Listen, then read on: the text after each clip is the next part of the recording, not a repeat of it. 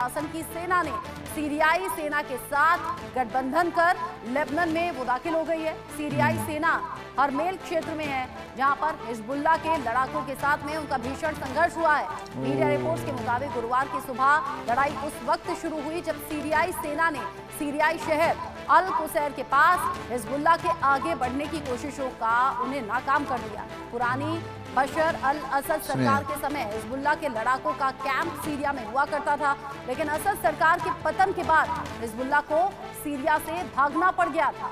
The media line ने field source के हवाले से बताया है कि हिजबुल्लाह के लड़ाकों ने अल कुसैर क्षेत्र में घुसने की कई बार कोशिश की थी, लेकिन सीरिया की सरकार की सेना ने उनकी कोशिशों को बार बार नाकाम किया। हिजबुल्लाह एक बार फिर से सीरिया में अपने पैर जमाना चाह रहा है, जो कि रणनीतिक लिहाज से उसके लिए काफी ज्यादा इम्पोर्टेंट है। तो आज की इस वीडियो में हम लोग जानने वाला है कि सीरिया में क्या चल रहा है। सीरिया, लेबनान और भी तो बहुत सारा जगह को किया जो कि अपने आप से युद्ध स्टार्ट हो गया है। अब इसका बारे में बहुत बड़ा एक रिपोर्ट न्यूज़ मेरा सामने आया है और बहुत सारा भाई का मैसेज में कहना था कि भाई सीरिया में जो चल रहा है उसका वीडियो दिखाओ, इसलिए आज इस वीडियो का हमने रिएक्ट कर रहा हूँ। आप लोग भी जान जाओगी इसमें क्या क्या चीज़ बताया गया है, इसलिए क्या है लास्ट तक बने रहना वीडियो का साथ और भी बहुत कुछ जान जाओगी। तो चलिए स्टार्ट करते हैं। खबर सीरिया से है। सीरिया पर कब्जा करने के बाद राष्ट्रपति अहमद अल शरा की सेना अब लेबनान में घुस गई है, जिसके बाद मिडिल ईस्ट में नया संघर्ष भड़कने की आशंका बन गई है।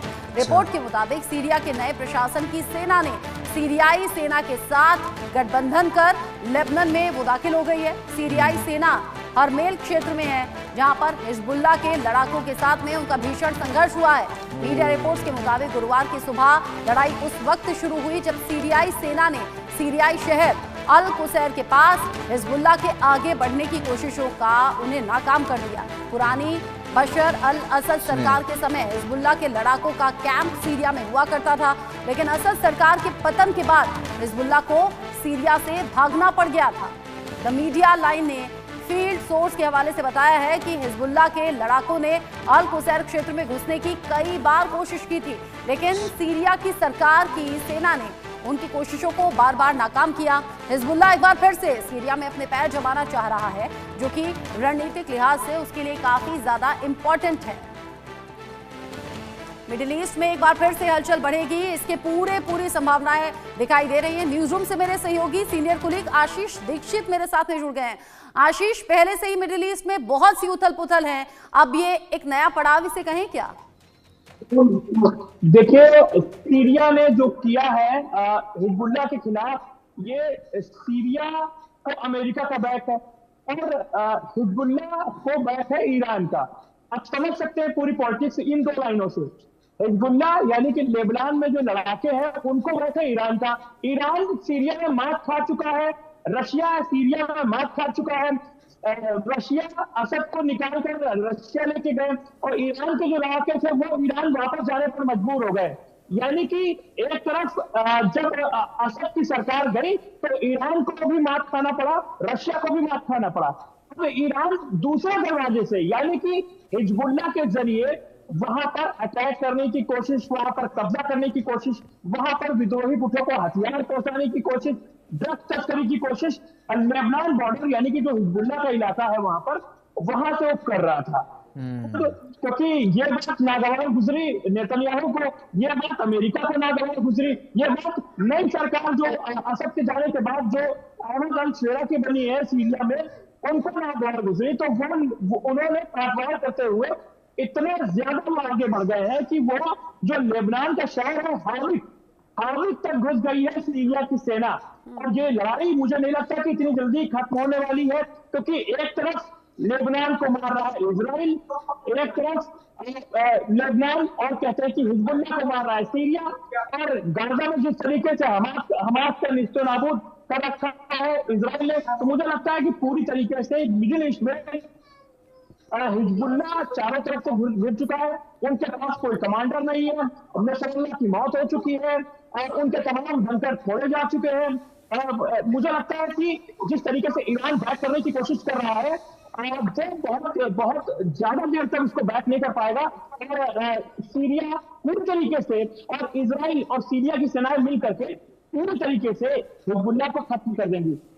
अच्छा, जब जब ये युद्ध जैसी स्थिति होती है, ऐसा नहीं है कि सिर्फ दो देश आपस में लड़ते हैं या युद्ध करते हैं, उससे आसपास के जो बाकी देश हैं वो भी बड़े प्रभावित होते हैं। डोनाल्ड ट्रंप के आने के बाद से माना ही जा रहा था अलग अलग मोर्चों पर अलग अलग देशों के बीच में जो युद्ध के हालात हैं वहां शांति कायम होगी।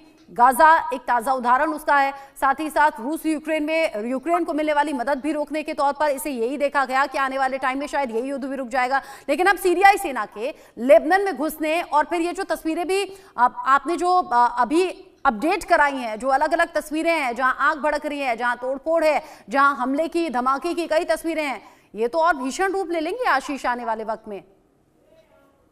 देखिए, निश्चित तौर पर अमेरिका निश्चित तौर पर गाजा को खाली करने वाला नहीं है। ये निश्चित तौर पर है कि गाजा पट्टी पर अमेरिका की नजर है, और ये जो इलाका है निश्चित तौर पर इजराइल हो, गाजा पट्टी हो, और जो वेस्ट बैंक का इलाका है, और ऊपर हिजबुल्लाह का जो इलाका है, नीचे अगर इधर चले आए यमन की तरफ तो हूती का इलाका है।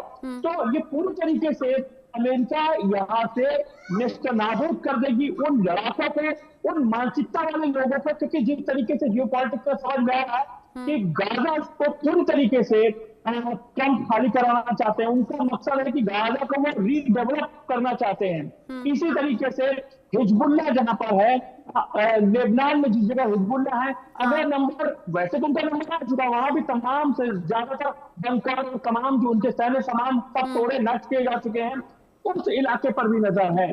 जो गोलन हाइट्स है, जो सीरिया और इजराइल का जो बॉर्डर है, उस इलाके पर भी तनातनी की बात सामने आई थी, लेकिन अमेरिका के बाद अमेरिका ने दखल दिया और इजराइल और सीरिया में सीधी टक्कर होने से बच गई।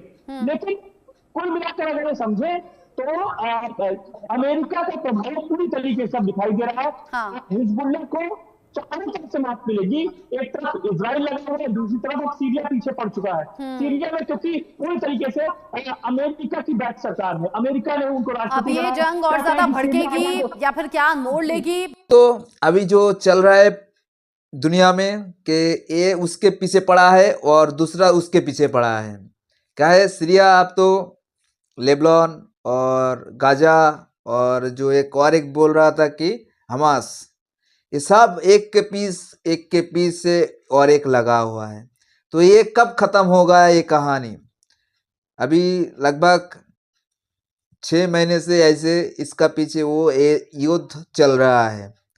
तो भाई आप लोगों को क्या लगता है ये कब खत्म होने वाला है? क्या कभी भी खत्म नहीं होने वाला कि ऐसे ही वर्ल्ड युद्ध आरंभ हो जाएगा? आपको क्या लगता है इसका बारे में? जरूर अपना कीमती जो सोचना बात है वो कमेंट करिए, और वीडियो अच्छा लगे तो लाइक करें। ऐसी लेटेस्ट और अनोखी न्यूज़ हम आप लोगों के लिए लेके आते हैं इस चैनल में, इसलिए चैनल को सब्सक्राइब करिए अगर नया है तो। फिर मिलते हैं कोई नेक्स्ट अच्छी और बेहतरीन वीडियो के साथ। तब तक के लिए अच्छे रहना, खुश रहना। अस्सलाम वालेकुम।